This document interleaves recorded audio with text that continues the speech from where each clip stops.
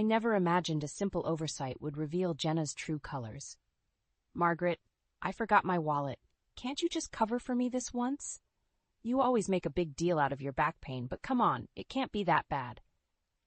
Her words, sharp and dismissive, cut through the air between us. I stood there, aghast, not just at her forgetting her wallet again, but at her blatant disregard for my condition. "You know, Jenna, my back pain isn't just a minor inconvenience, and it's not about the money," I replied, trying to keep my voice steady despite the rising irritation. "It's about consideration, something you seem to lack."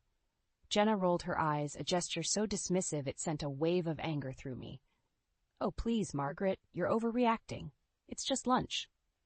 "I'll pay you back," she said, her tone implying the conversation was beneath her. This wasn't the first time Jenna had shown such disrespect. Since marrying my son Lucas, she had become increasingly brazen in her selfishness. I had hoped, for Lucas's sake, that she would change, but it was clear she saw no issue with her behavior. Arthur, my husband, always advised patience. "Give her time, Margaret, she'll come around." But as we walked out of the cafe, me having paid for our meals, I couldn't shake the feeling that Jenna's actions were a glimpse into a much darker side of her character. The drive home was silent. Arthur seemed to sense my frustration, choosing not to speak. I appreciated his understanding, but part of me wished he would share in my indignation. After all, Jenna's behavior affected us both. Upon arriving home, I found solace in my garden, a place where I could find peace and think. Yet, Jenna's words lingered, a bitter aftertaste that no amount of gardening could wash away. Later that evening, as Arthur and I sat down for dinner, he finally broke his silence. "Margaret, perhaps Jenna didn't mean it the way it came out. You know how she is, always speaking before thinking." I looked at him, a mix of disbelief and sadness in my eyes. "Arthur, when will it be enough? When will we stop making excuses for her? She's not just thoughtless, she's cruel." Arthur sighed, a deep, weary sound. "I know, Margaret, I know, but she's Lucas's wife. What can we do?" The question hung in the air between us, unanswered. We finished our meal in silence, both lost in our thoughts. I couldn't help but wonder if Jenna's behavior was a storm cloud on the horizon, a warning of a tempest yet to come. Little did I know, this was just the beginning. That night, as I lay in bed, I made a decision. I wouldn't let Jenna's disrespect go unchallenged any longer. For the sake of my family, I would have to find a way to expose her true nature to Lucas. He deserved to know the kind of person he had married. But as I drifted off to sleep, I couldn't shake the feeling of dread that settled in my heart. What would this revelation cost us all? This confrontation with Jenna at the cafe was a pivotal moment, the spark that ignited my resolve. It was time for action. But first, I needed proof. I needed to show Lucas not just the disrespect she had shown me, but the full extent of her selfishness and cruelty. And so, my plan began to take shape. The sound of laughter and the clinking of coffee cups often take me back to when Arthur and I first met, in a small cafe not unlike the one Jenna and I had just left. It was a simpler time, a moment in my life filled with hope and the sweet promise of new love. I remember when this cafe was just a bookstore. Arthur mentioned one lazy Sunday afternoon, our hands entwined across the table. "It's where I bought your first birthday present." I smiled, the memory bright in my mind. A collection of poems. "You said it was because every time we talked, it felt like poetry." Arthur chuckled, a sound that warmed my heart. "And you told me it was the most thoughtful gift anyone had ever given you." Those early days were filled with such tenderness, a stark contrast to the tension that now threaded through our daily lives. Jenna's presence in our family had brought strife where there once was harmony. Our son Lucas, once so vibrant and full of life, had grown quieter, more withdrawn. I often wondered if he sensed the growing storm, if he saw the cracks in the facade of his marriage. "Dinner's ready," I called out one evening, breaking the silence that had settled in our home.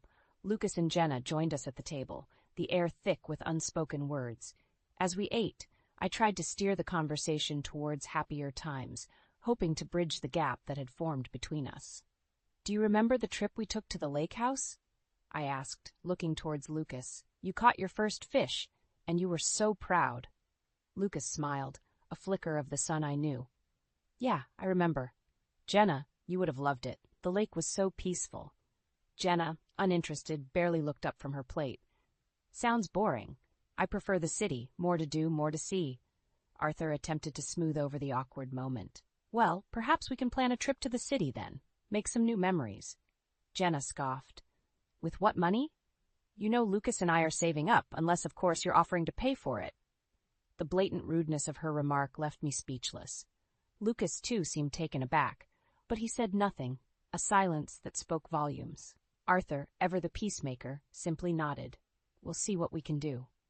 The meal ended quickly after that, the unspoken tension finally breaking as Jenna excused herself, claiming a headache. As the dishes were cleared away, Lucas lingered at the table, a rare moment alone with his father and me. Mom, Dad, I'm sorry about Jenna. She's been under a lot of stress lately, he said, his voice low. We understand, Lucas, but it's important she respects your family, Arthur replied, his tone firm yet gentle. Lucas nodded, a troubled look on his face. I know. I'll talk to her. But as he left the room, I couldn't help but wonder if words would be enough to mend what had been broken.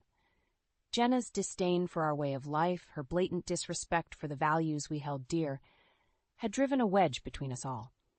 It was clear that something had to change. I could no longer sit back and watch as Jenna tore our family apart with her selfishness and greed.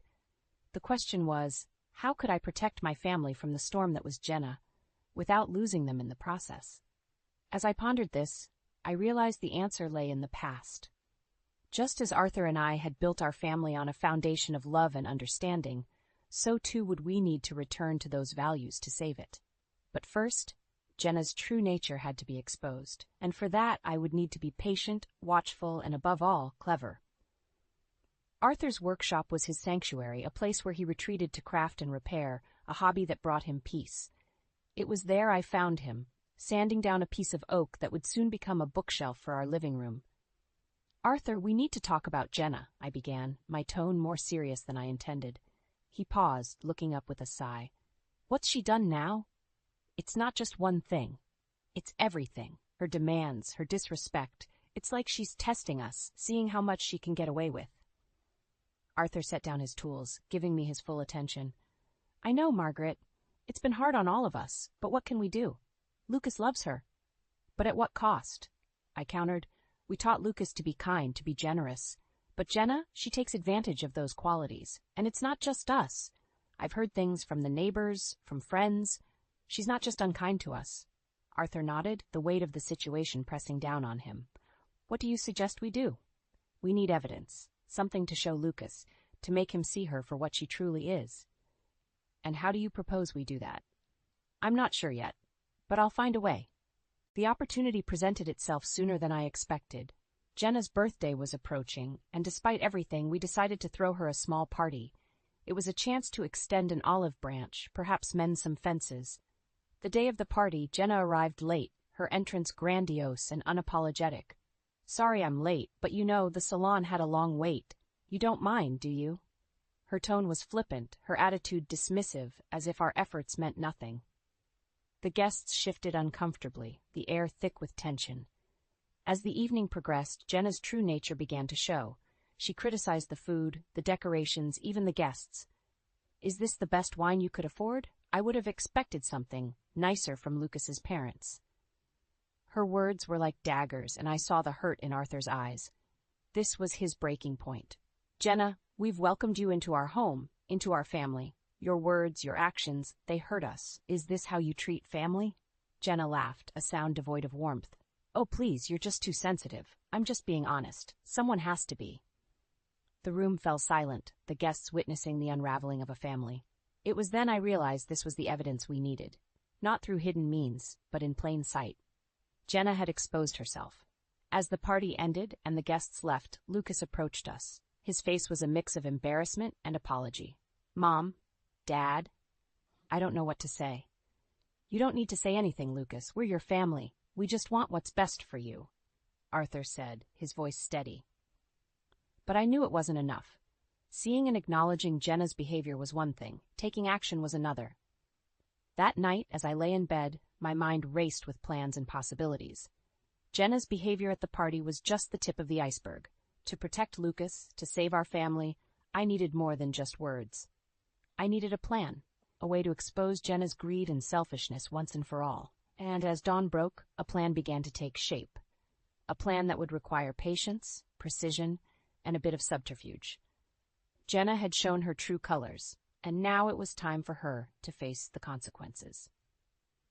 The morning of our anniversary, Arthur and I woke to a silence that hung between us like a heavy curtain. Today marked 40 years of marriage, a milestone we had once looked forward to celebrating with joy and festivity, yet the anticipation that should have filled our home was tainted by the dread of Jenna's latest charade. "I can't believe we agreed to this," I murmured as we sat at the kitchen table, our coffee growing cold between us. Arthur, looking tired and worn, simply nodded. "Let's just get through tonight, for Lucas."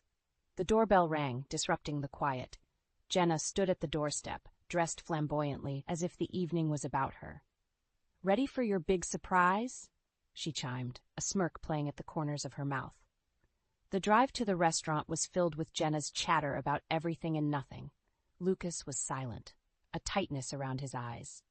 Upon arrival, the extravagance of the venue took my breath away.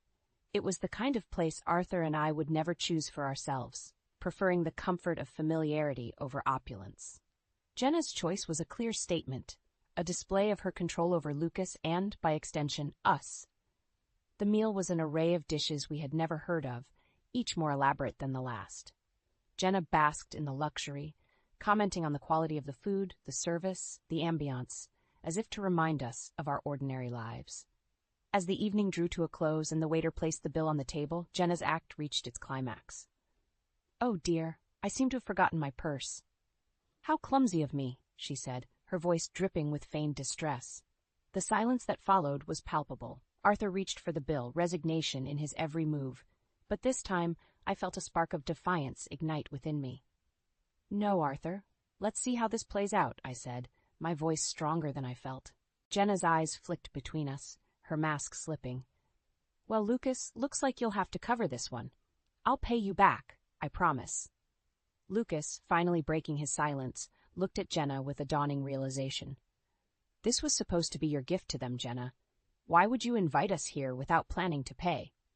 Jenna's facade crumbled, revealing the selfishness beneath. "I just thought, it's your parents. You wouldn't want them to think we're cheap, right?" The ride home was a quiet storm. Lucas was lost in thought, Jenna sullen and silent. Arthur and I exchanged a look, a silent agreement that this was the beginning of the end. The next morning, Lucas came to our house alone. The lines on his face spoke of a sleepless night, of decisions made and yet to be enacted. "Mom, Dad, I'm sorry about last night. About everything," he began, his voice heavy with emotion. "I've been blind, but I see now. Jenna's not the person I thought she was." Arthur and I listened as Lucas spoke of his plans, of the conversations he needed to have with Jenna, of the changes that were coming. It was a moment of bitter victory, the truth laid bare at a cost we had never wished to pay. As Lucas left, promising to keep us informed, Arthur and I sat in the quiet aftermath. The truth about Jenna was out, but the path ahead was uncertain. Our family was fractured, and the journey to healing would be long and fraught with difficulty. But in that moment, there was also a sense of relief. The pretense was gone, the lies exposed, and in their place stood the possibility of a future built on honesty, respect, and love. A future where our family could once again find peace. The days following the disastrous anniversary dinner were marked by an uneasy silence. Lucas had confronted Jenna, leading to arguments that echoed through their home, reaching us in hushed, pained recounts from our son. It was during this tumultuous time that Jenna, perhaps in an attempt to mend fences or, more likely, to salvage her tarnished image, extended an olive branch in the form of a shopping trip. "Costco's opening a new store nearby," Jenna announced over a rare family dinner at our place. "Why don't we all go?" "My treat." Arthur and I exchanged wary glances. Lucas looked from Jenna to us, a silent plea in his eyes. Reluctantly, we agreed. The morning of the trip, Jenna arrived with an air of forced cheerfulness. "Ready for some shopping fun?" she chirped, her smile not quite reaching her eyes. The store was a bustling hive of activity, with shoppers maneuvering their carts like contestants in an obstacle course. Jenna, with a zeal that seemed genuine, filled our cart with an assortment of goods, from bulk packages of paper towels to gourmet cheeses. As we approached the checkout, Jenna's demeanor shifted subtly. She began fidgeting, her eyes darting around as if looking for an escape. Then, with a casualness that was too deliberate, she murmured, "Oh, I think I left my phone in the car. Be right back." Arthur and I stood in line, the cart between us, a monument to Jenna's extravagance. Minutes ticked by, and Jenna did not return. As we reached the cashier, the realization dawned on us with the clarity of a cloudless sky. Jenna had no intention of paying. The cashier, a young woman with a polite smile, scanned the items one by one, the total climbing with each beep. Arthur reached for his wallet, but I placed a hand on his arm, stopping him. "Wait," I said, loud enough for those nearby to hear. This was supposed to be Jenna's treat. Let's not take that away from her. The line behind us grew restless, murmurs of impatience filling the air. Lucas, caught between loyalty to his mother and the wife he was beginning to see through, looked at me with wide, understanding eyes. "I'll go find her," he said, his voice tinged with embarrassment. But Arthur and I knew there was no point. Jenna had made her play, and it was time for us to make ours. "We'll just buy what we came for," I told the cashier, removing the majority of Jenna's selections from the cart, leaving only a few essentials. When Jenna finally reappeared, her phone conspicuously in hand, the deed was done. Our message was clear. We would no longer be manipulated or taken advantage of. "Where'd everything go?" Jenna asked, feigning confusion. "We thought it best to only buy what we needed," Arthur replied, his voice calm but firm. Jenna's facade cracked, her frustration visible for a brief moment before she regained her composure. "Well, I guess that makes sense. Ready to go?" But as we left Costco, the divide between us was wider than the aisles of the warehouse store. Jenna had shown her true colors once again, and this time we had called her bluff.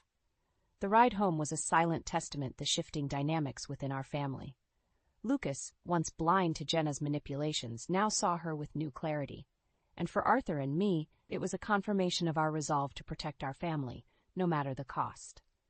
Jenna's attempt at reconciliation had backfired, exposing her selfishness further and pushing Lucas closer to a decision we all knew was inevitable. The end of their marriage loomed on the horizon, a painful but necessary conclusion to a union built on deceit. The weeks following the Costco debacle were tense. Jenna's facade of the doting daughter-in-law had shattered completely, her true nature exposed not just to us, but to Lucas as well. It was during this time of silent battles and unspoken grievances that the final act of Jenna's charade came to light. Lucas came to us one evening, a look of determination set upon his features that I hadn't seen in years. "I need to talk to you both," he began, his voice steady, betraying none of the turmoil that lay beneath. "What is it, Lucas?" Arthur asked, concern evident in his voice. "It's about Jenna and me. I've decided to file for divorce." The words hung in the air, a mixture of relief and sorrow. Relief that Lucas had finally seen the truth, sorrow for the pain that truth had caused him. "Lucas, are you sure?" I asked, needing to hear the words from him to understand his decision fully. "Yes, I'm sure. After everything that's happened, after all the lies and manipulation, I can't see any other way. I don't know who she is anymore," he replied, the finality in his voice leaving no room for doubt. The days that followed were a whirlwind of legal proceedings and quiet heartbreak. Jenna, caught off guard by Lucas's decisiveness, oscillated between pleading for reconciliation and lashing out in anger. "You can't do this to me, Lucas, after everything I've done for you," she screamed during one of her tirades, her voice echoing through the halls of their once-shared home.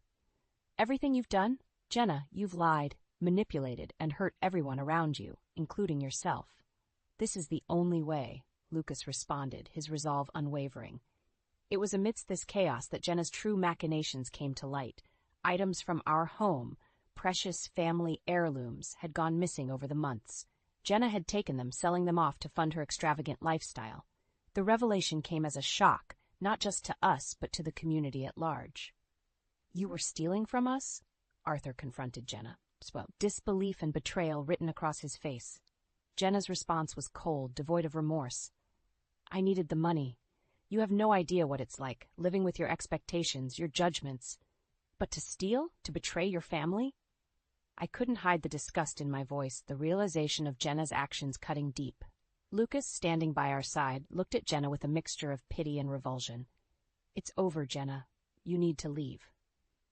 And leave she did, her departure marked not by tearful goodbyes, but by a silent acknowledgement of the destruction she had wrought. Jenna's fall from grace was swift, the community shunning her for her deceit and theft. In the end, Lucas was granted a divorce and full custody of their child, the court recognizing the toxicity of Jenna's influence. The house that once echoed with the sounds of a seemingly happy family now stood as a testament to the price of dishonesty and manipulation. As Arthur and I watched Lucas rebuild his life, our hearts ached for the pain he had endured. But there was also hope, a belief that out of the ashes of this ordeal, a stronger, wiser Lucas had emerged. The fall of Jenna served as a harsh reminder of the fragility of trust and the devastating impact of selfishness. But it also reaffirmed the strength of our family, bound not by blood alone, but by the unwavering support and love we shared. In the quiet after the storm, as we gathered around the dinner table, a sense of peace settled over us. Jenna's shadow no longer loomed large in our lives. We were free to move forward, to heal, and to cherish the bonds that had weathered the tempest of betrayal. And in that moment, I knew that no matter what challenges lay ahead, we would face them together, as a family, stronger and more united than ever. The dust had settled in the weeks following Jenna's departure. Our home, once a battleground of wills and wits, had returned to its former state of warmth and peace. Lucas, having weathered the storm of his broken marriage, found solace in the company of family, his resilience a testament to the strength we knew he always possessed. One evening, as we gathered in the living room, the air filled with the light laughter of recovery and the soothing silence of shared experiences, Lucas spoke up, his voice carrying a new depth of wisdom. "I've been doing a lot of thinking," he began, catching our attentive gazes, "about Jenna, about us, and about what I want moving forward." Arthur and I exchanged glances, a silent understanding passing between us. We had been through the ringer, but we were here, together, and that was what mattered. "Lucas, whatever you decide, know that we're here for you. Always," I said, my voice steady, imbued with the unconditional support that had been the cornerstone of our family. Lucas nodded, a small smile gracing his lips. "I know, and I can't tell you how much that means to me. After everything, I've realized just how important family is, how important honesty and integrity are." The room fell into a contemplative silence, each of us lost in our thoughts, reflecting on the trials that had brought us to this moment of unity and understanding. It's been a hard lesson, but I'm grateful for it, for the clarity it's brought me, and for the chance to start anew.